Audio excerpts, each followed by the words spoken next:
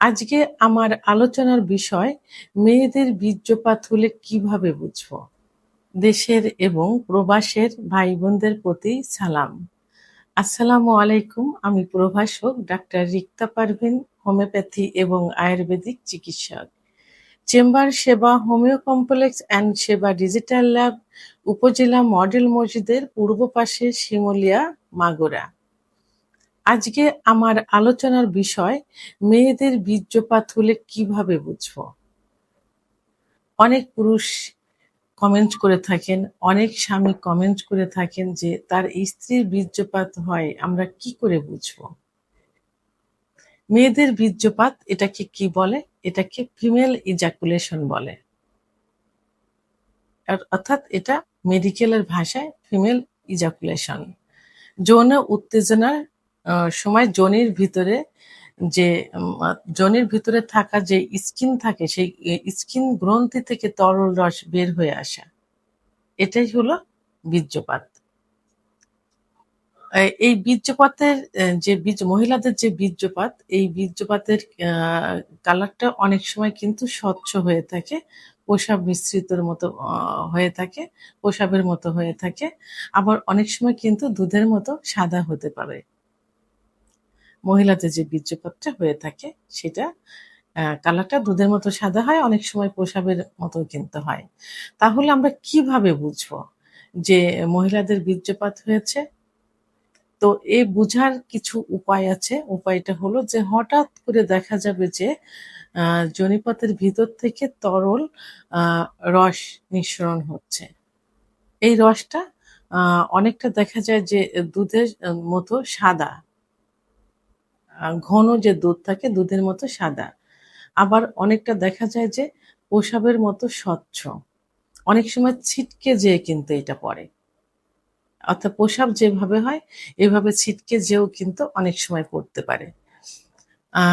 এবং পরিমাণে কমও হতে পারে, বেশিও হতে পারে। গন্ধ এবং রং এর এর গন্ধ কিন্তু সেভাবে থাকে না। অর্থাৎ প্রসাবের মতো ঝাঁঝালো কোনো গন্ধ থাকে না।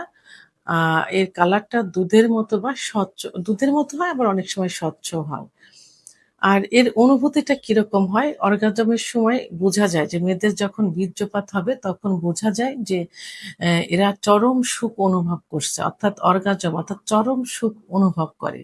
কেউ দেখা যায় যে বেডে একদম নিস্তেজ হয়ে ক্লান্ত হয়ে পড়ে থাকে।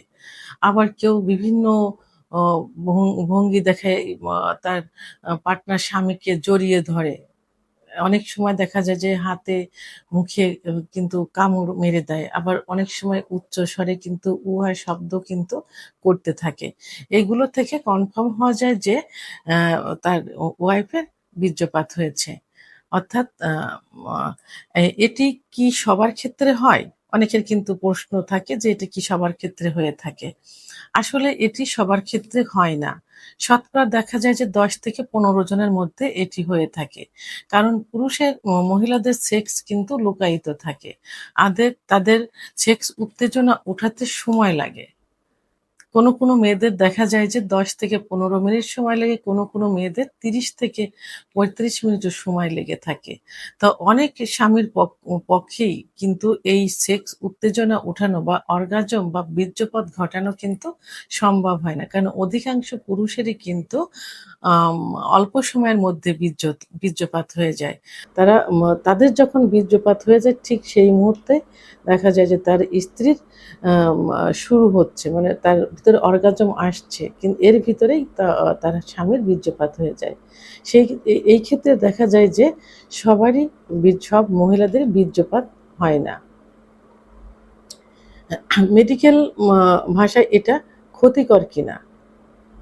না, এটা মেডিকেলের ভাষায় এই বীর্যপাতটা কখনোই ক্ষতিকর না। কারণ এটার গন্ধ, আলাদা রং, আ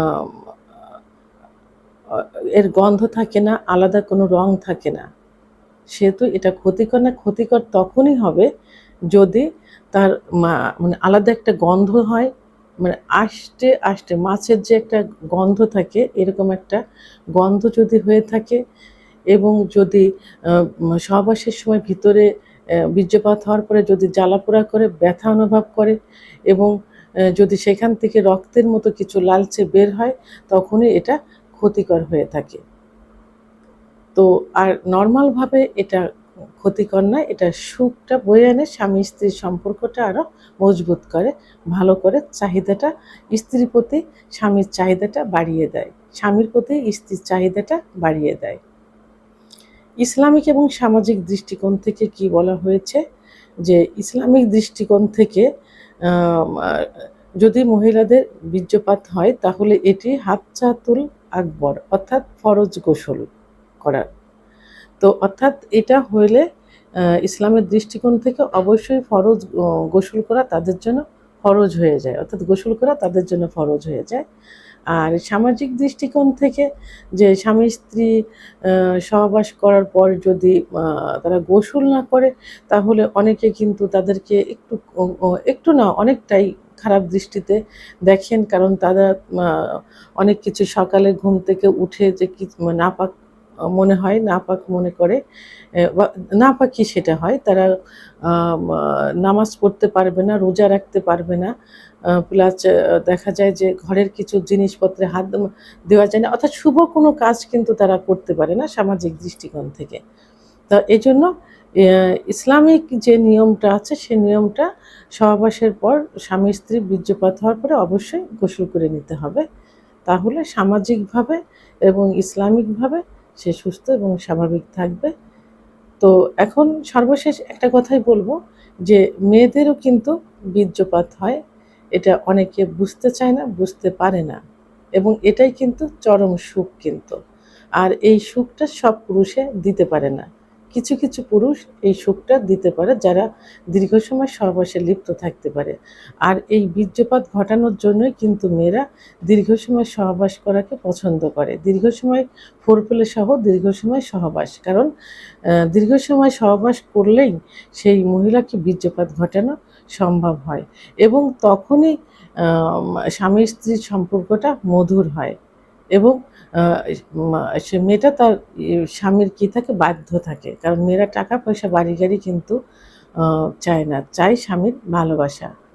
ভিডিওটি সম্পর্কে যদি কোনো মতামত থেকে থাকে অবশ্যই কমেন্টের মাধ্যমে জানাবেন, আর ভিডিওটি ভালো লাগলে লাইক কমেন্ট সাবস্ক্রাইব করে আমার সঙ্গে থাকুন। আল্লাহ হাফেজ।